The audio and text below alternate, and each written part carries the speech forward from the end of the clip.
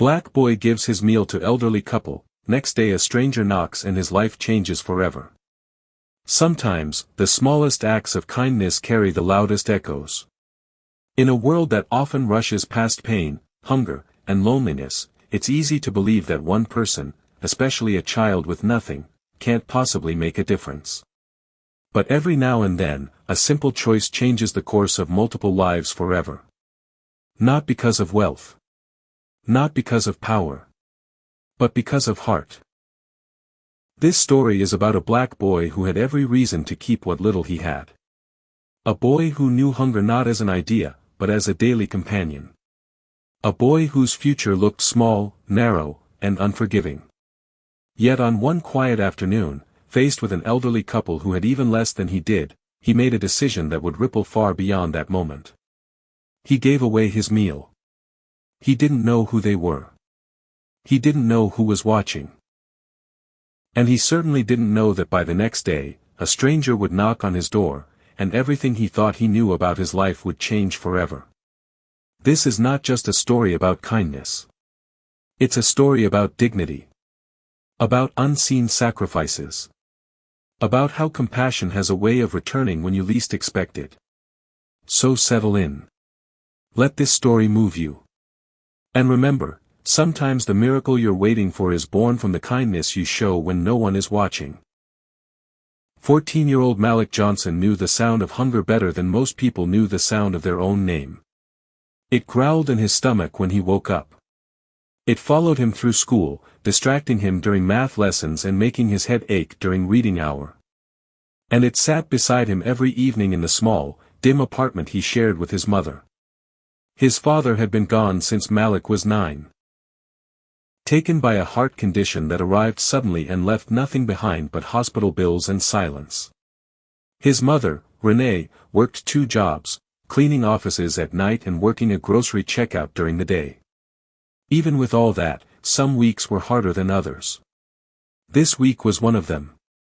That Friday afternoon, Malik walked home slowly, his backpack light but his thoughts heavy. His mom had texted him earlier. "Baby, I'll be late tonight. There's food on the counter."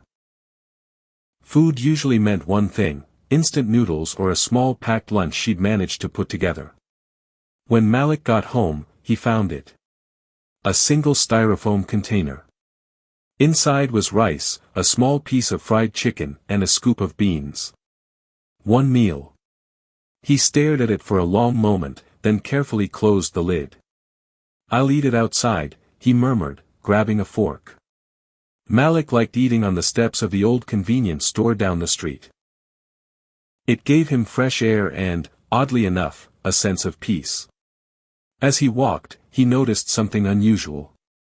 An elderly couple sat on the cold concrete near the bus stop. Their clothes were clean but worn thin.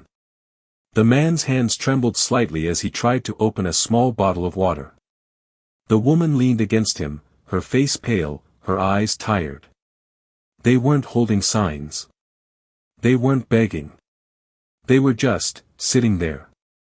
Malik slowed his steps. He told himself to keep walking. He had already skipped breakfast. This meal might be the only thing he'd eat all day. His stomach reminded him of that fact with a sharp twist. But then the woman coughed, soft, weak, like she was trying not to draw attention to herself. Malik stopped. He looked at the container in his hands. Then he looked at them.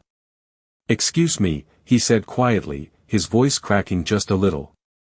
Are you hungry?" The man looked up, startled. His eyes were kind, but tired. "We don't want to be a burden, son," he replied gently. Malik swallowed. "I have food," he said, holding up the container. I was going to eat it, but, you can have it." The woman's eyes widened. "Oh no, sweetheart," she said quickly. "You look like you need it." Malik smiled, a small, practiced smile. "I'll be okay," he lied. He sat the container down between them and stood up before they could argue. "Please," he said. "I want you to." The man's hands shook as he opened the lid. The smell of warm food filled the air. The woman covered her mouth, tears spilling from her eyes. "Thank you," she whispered. "You have no idea what this means." Malik nodded, suddenly feeling shy. "You're welcome," he said, then turned and walked away quickly before they could see his eyes burn. As he walked home, hunger clawed at him harder than before, but something else filled his chest. Something warm. Something proud. That night, Malik went to bed with an empty stomach and a full heart. He had no idea that someone had been watching from across the street. And he had no idea that the next morning, a knock would come, one that would change his life forever. The next morning, Malik woke to the sound of insistent knocking on the apartment door. "Who?" he muttered, rubbing the sleep from his eyes. He shuffled to the door, still in his pajamas, and peered through the peephole. A man stood there. Tall. Sharp suit. Gentle, but with an intensity in his eyes that made Malik straighten up immediately. Beside him, a neatly folded leather briefcase glinted in the morning sun. "Good morning," the man said smoothly, a small smile on his face. "Are you Malik Johnson?" Malik hesitated. "Yes, who is?" The man interrupted politely. "My name is Mr. Carlton Hayes. I saw what you did yesterday." Malik blinked. "What do you mean?" "You gave your lunch to an elderly couple, Mr. Hayes said, his voice calm but carrying a weight that made Malik's heart beat faster. "That wasn't something most kids would do. Especially not a child who has as little as you." Malik swallowed hard. They looked hungry. I had to." Mr. Hayes nodded. "Exactly. And that's why I'm here." Malik furrowed his brow. "Here, for me?" "Yes," Mr. Hayes said. "I work for an organization that looks for extraordinary character in young people. Not grades, not sports, but heart. We believe that children like you deserve opportunities most people could only dream of." Malik's mind raced. Opportunities? Heart? Organization? None of it made sense. I don't understand." Mr. Hayes reached into his briefcase and pulled out a thick envelope. He handed it to Malik carefully. "This is your chance. Inside are instructions for a scholarship program, mentorship opportunities, and a potential job after you graduate. But more importantly, it's a way to make sure your kindness never goes unnoticed." Malik's hands trembled as he accepted it. The envelope was heavy, weighty not with paper, but with possibility. His mother, Renee, appeared behind him, drawn by the noise. Her eyes widened as she took in the suited man standing in their doorway. "Malik, what's going on?" she asked, fear and curiosity mingling in her voice. Mr. Hayes turned to her. "Renee, I don't want to overwhelm you. But your son has done something remarkable. And we want to make sure the world doesn't overlook it." Renee's eyes filled with tears. "Malik, you didn't tell me." Malik shook his head. "I didn't think anyone would even notice, Mom. It was just the right thing to do." Mr. Hayes smiled. "Sometimes, doing the right thing is exactly how the universe finds you." Over the next few weeks, Malik's life shifted in ways he couldn't have imagined. He followed Mr. Hayes' instructions and submitted his application. He wrote essays about kindness, compassion, and giving without expecting anything in return. He attended interviews, not realizing that behind the scenes, the people evaluating him were impressed not by his words, but by his spirit. Finally, the letter arrived. Malik had been awarded a full scholarship to one of the country's most prestigious preparatory schools. He would no longer have to worry about balancing schoolwork and part-time jobs to survive. Instead, he could focus on learning, growing, and, most importantly, helping others along the way. Renee hugged him tightly that night, tears streaming down her face. "I always knew you were special, Malik. But this is beyond what I could have imagined." Malik smiled, feeling warmth he hadn't known since his father passed. It's not just for me, Mom. It's for everyone who ever believed in doing the right thing.